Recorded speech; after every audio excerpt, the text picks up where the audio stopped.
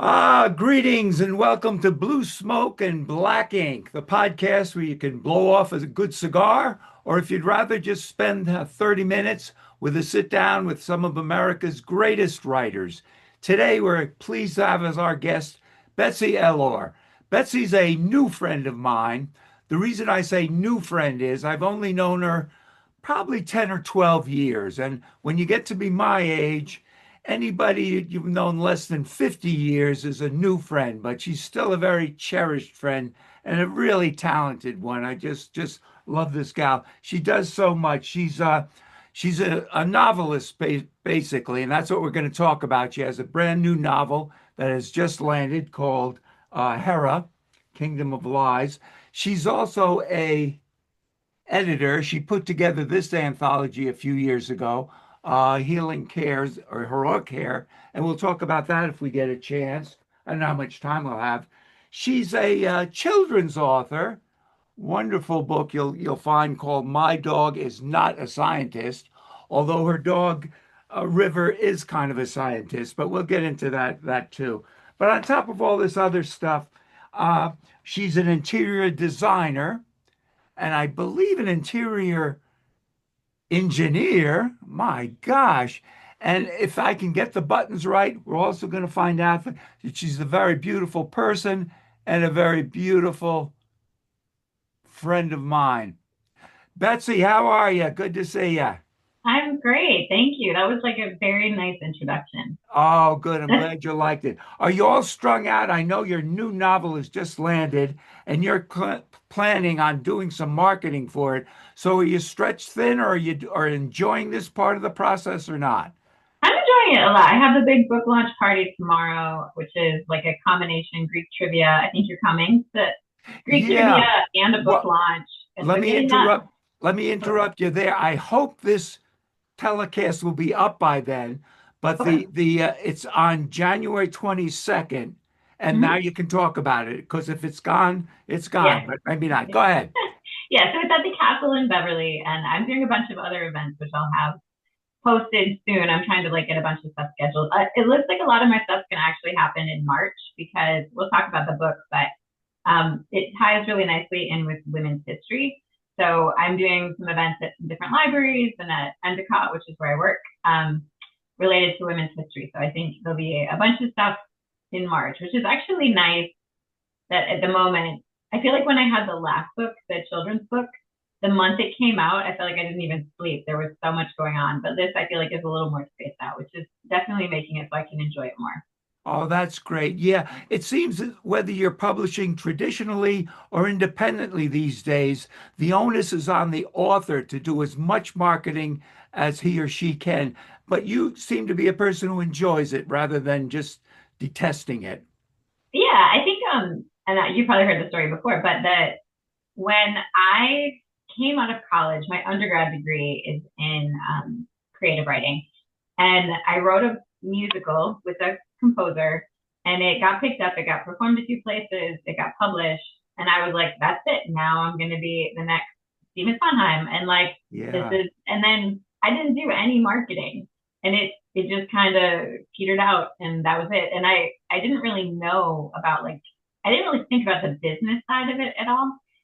So then, I kind of got burned out and I didn't write for a while. So when I came back to writing, I feel like that's been something that's been much more conscious. Is I'm like, I don't love marketing, I don't love the business stuff, but I want to do as well as I can for my book. So I definitely feel like even though I don't love it, I definitely have learned a lot about it over the last few years, and I am very conscious about like making that a part of my like routine.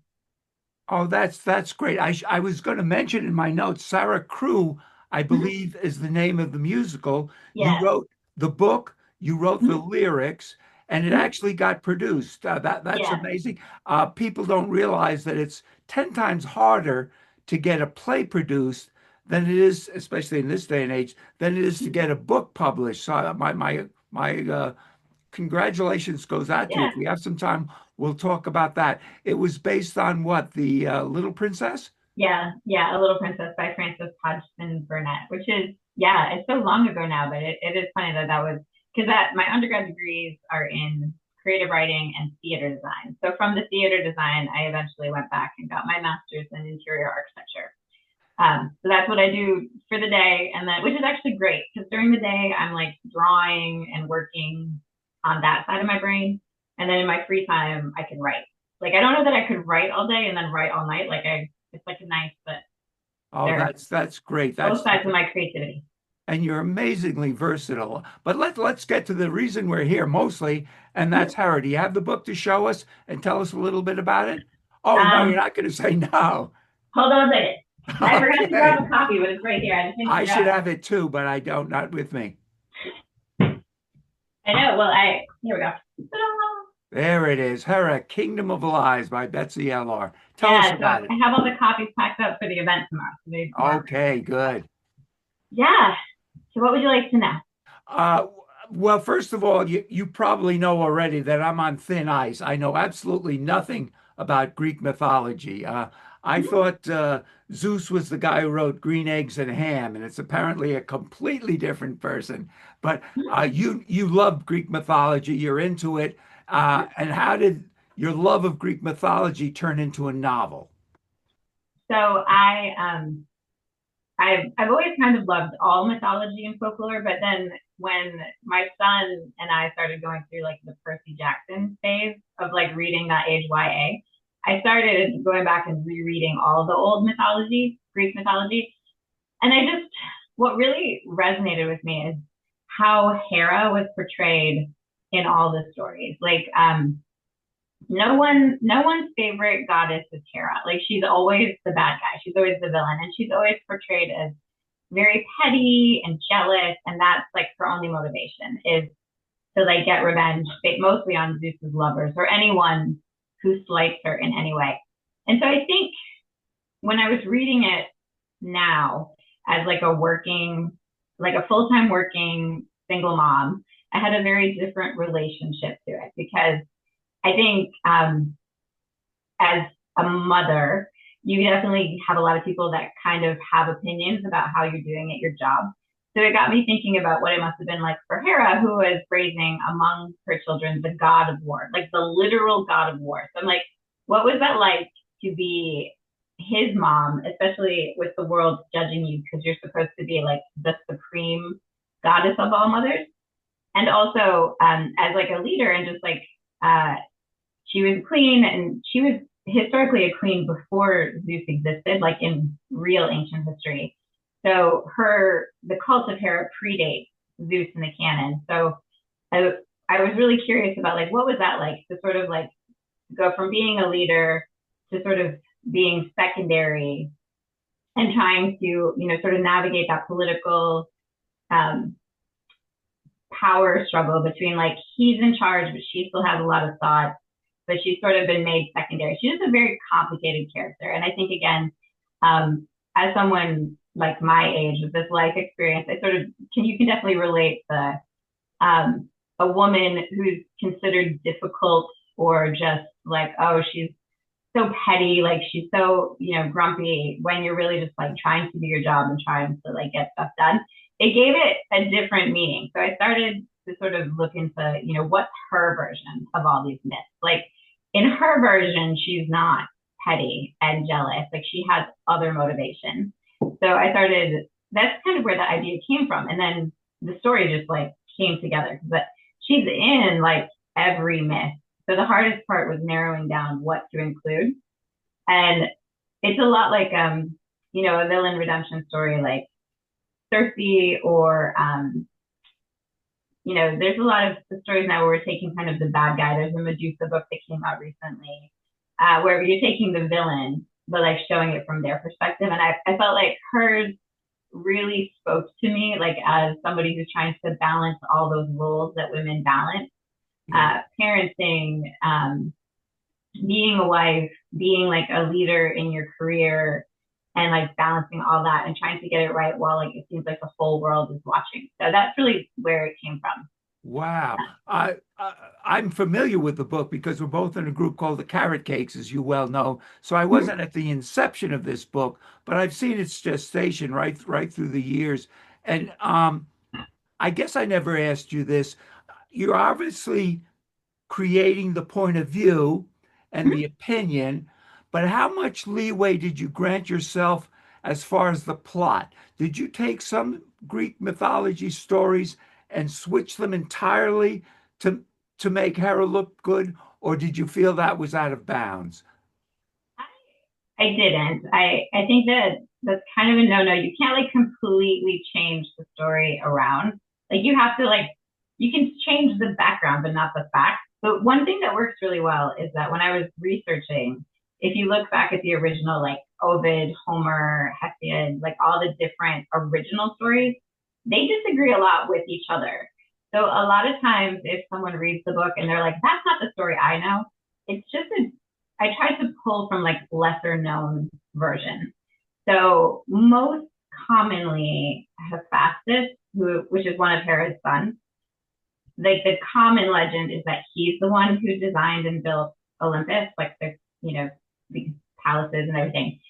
But it's time wise that was tricky because there's also a legend that says she threw him off of Olympus like when he was born.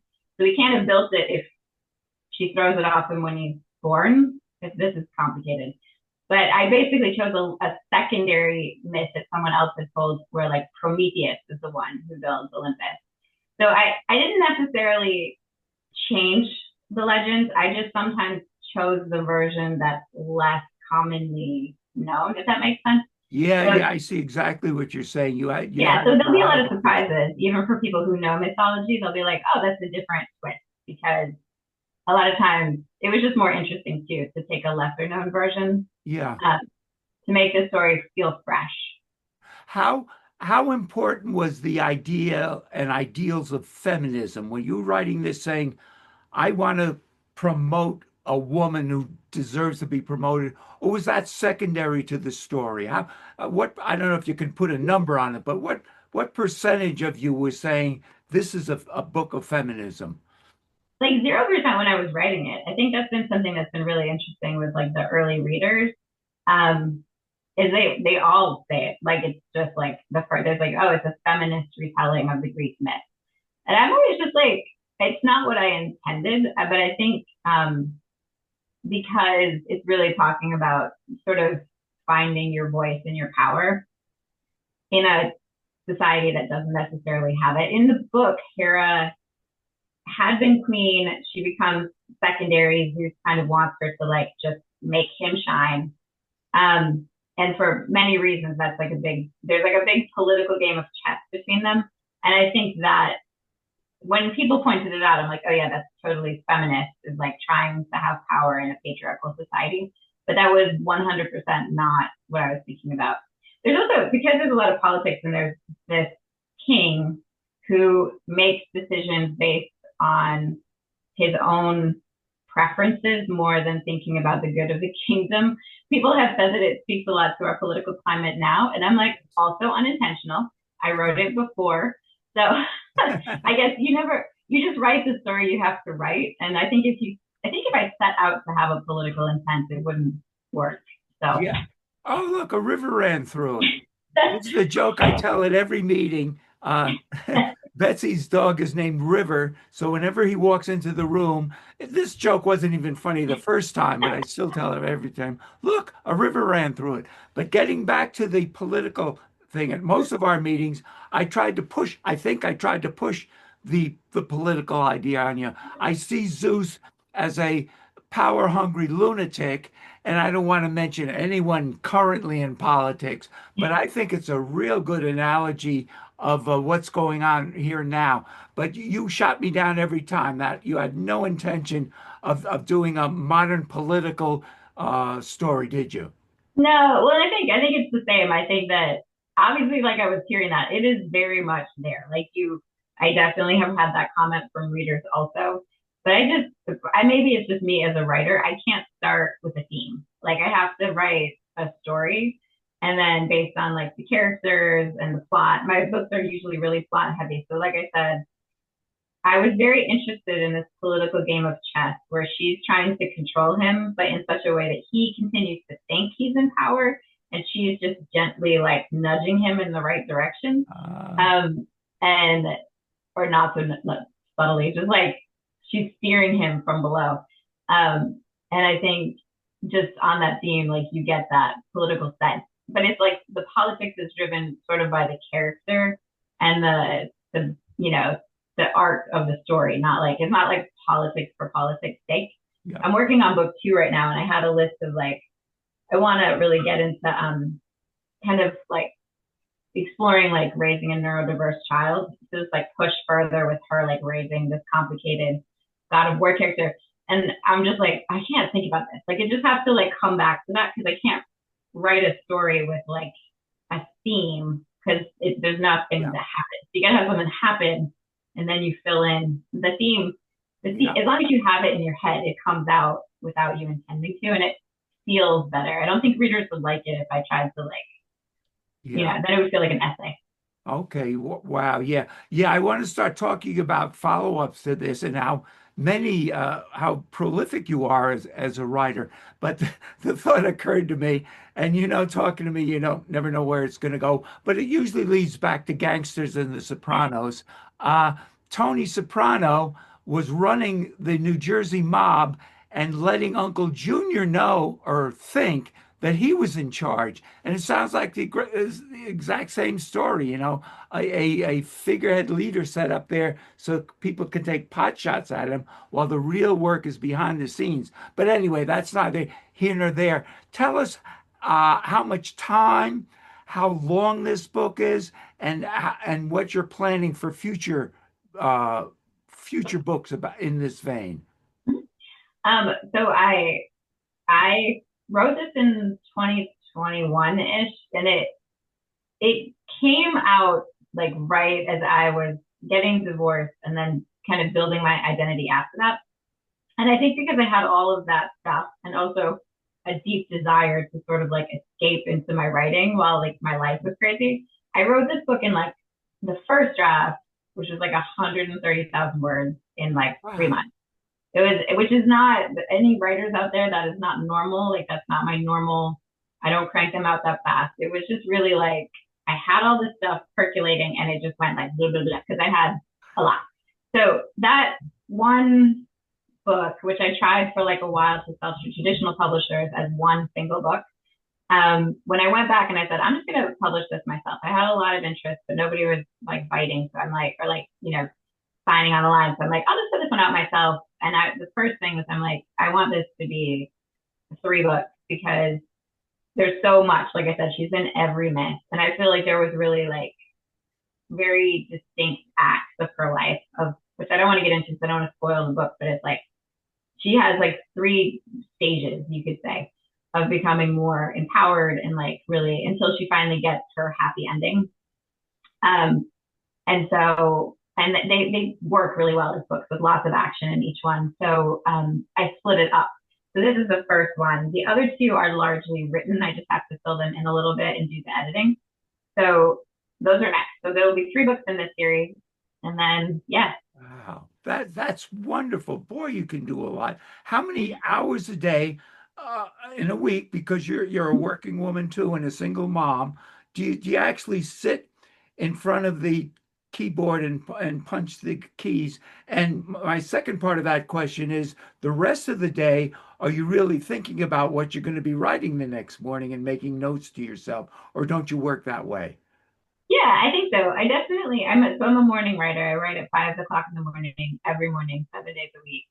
Maybe not 5 o'clock on the weekends, maybe a little bit later, but the the only time I'm a morning person by nature, and the only time I can guarantee uninterrupted time is first thing in the morning. And I just think it's just a nice time. I watch the sunrise through my window here at my desk, and it's very quiet. So I usually do an hour to an hour and a half every morning, 7 days a week. Um, and I'm pretty like sacred about that time. I try not to let anything cut into it. Um, and then I just like when I can. So like if my son is at his dad's and I can grab a couple hours on the weekend, I'll take them.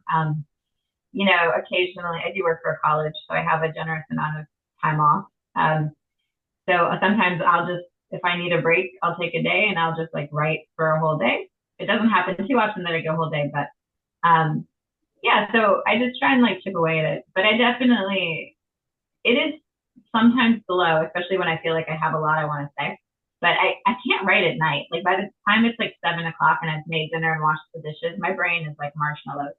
So Yeah. like I might, like you said, like I might take some notes or I might do some research like while I'm sitting down and watching TV. But like for the most part, it's in the morning. And I do like I walk around campus a lot for my job. So if I'm walking, I'll be like thinking about stuff and I'll like just take some notes, which is good because it means that when I wake up the next morning, I've got something ready to go.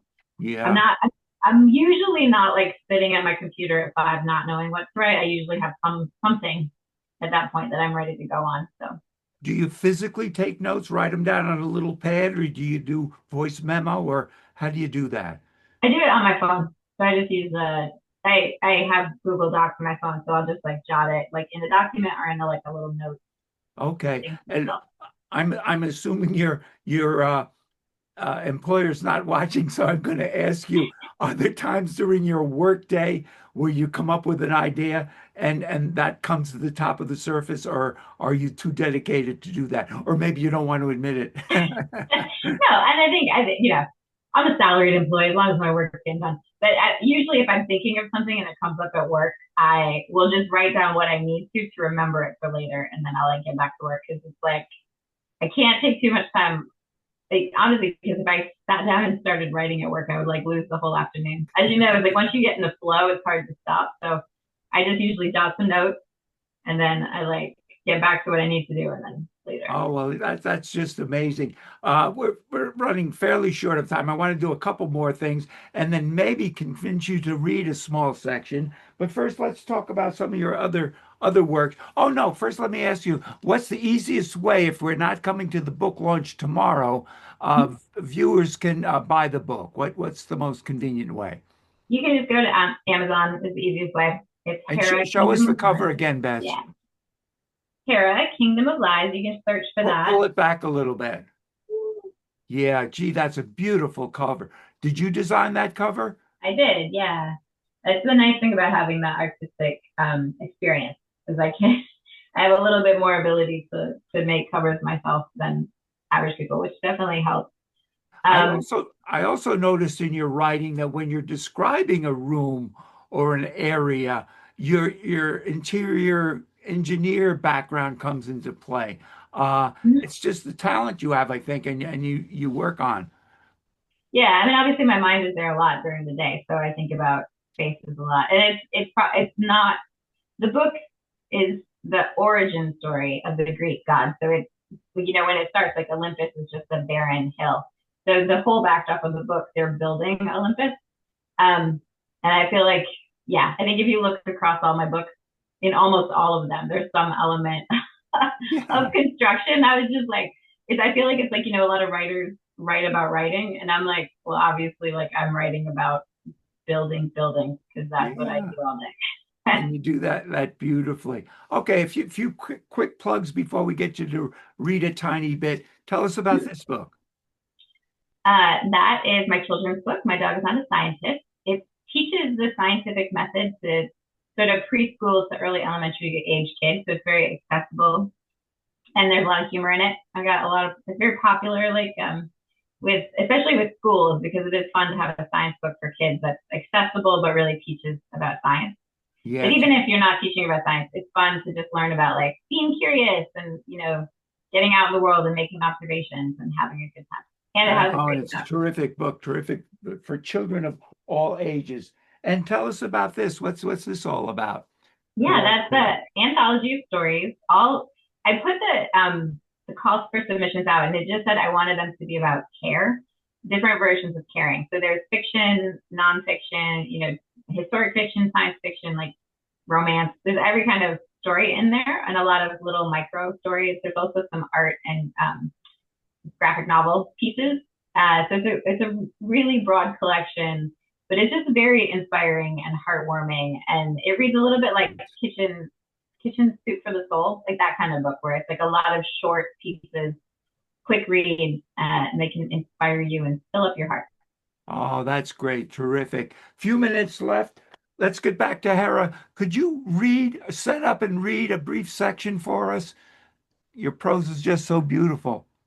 Oh, Okay, I guess I will read from the beginning because I didn't yeah. prepare another one. Just Okay. to, just to get this right. So this is right at the beginning of the book. So it doesn't need any setup. Eyes closed, I inhaled the scent of brushwood blossoms on a warm sea breeze. It was early morning, but I was already exhausted. Opening my eyes to the view, I let it renew me. Outside the stable window, thick stone walls embraced a cluster of white houses, glowing golden in the early sun. Geraniums, flowering onions, bee balm, and lavender burst from vessels on every window ledge, a cascade of colors sloping down to the sea where tall ships swayed in the gentle harbor. Tool in hand, I turned back to the stable, brushed the sweat off my face, and crouched to reach down into the straw. I held my breath against the stench, lifted the hoof so I could grip it between my thighs, and using both hands, scraped necrotic tissue from the wound. The powerful leg shook but did not kick. I reached up and stroked the flank. The chestnut fur was wet with fever. There now, the worst is over. You'll feel better soon. Already thinking of the next patient on my list, I reached for a cloth soaked in a disinfectant mixture of fermented althea and grape. I applied it to the wound. The leg kicked, sending me sprawling into the straw as a roar of pain filled the stable. The muscular body reared. I rolled out of the way just in time as hooves the size of dinner plates crashed down inches away. That's enough of that, thank you, I said from a pile of muck I'd rolled into. My queen, said the centaur. I am so sorry. Do you want me to stop there? You want to keep going? That's just incredible. And you're just an incredible artist. You're so versatile. It's just amazing. We've got 30 seconds left. Any final thoughts you'd like to give to our audience, or shall we just sign out? I think I'm good, but yeah, you can check out my social media, Betsy Ellor, and you'll find a trailer for the book and everything else you could possibly want. I'm on Instagram, Facebook, Threads, but they're all Betsy Ellor, like all one word. But there's another. I'm blanking on the name. But don't you have another either writing area or a podcast or something that you do? What am I thinking of? Something with the word words in the title? Oh Or yeah, Words Unbound Press is that's it. it's my press. That's what I published the anthology under and this book. And yeah, I hope to grow that, but it's like a long-term project. I want to grow it and eventually publish other people's books. But yeah, Words Unbound Studio is my That's website. it. Yeah, that's what I But was thinking. if you Google my name, you'll come up with that. Oh, that's great. Bets, it's just great. Not only great looking at your beautiful blue eyes, but listening to that beautiful voice of yours and everything else. Best of Oh, luck on HERA. I'll see you tomorrow. okay, I'll see you tomorrow. Bye Bye. bye. Thank you. Thank you, Betsy.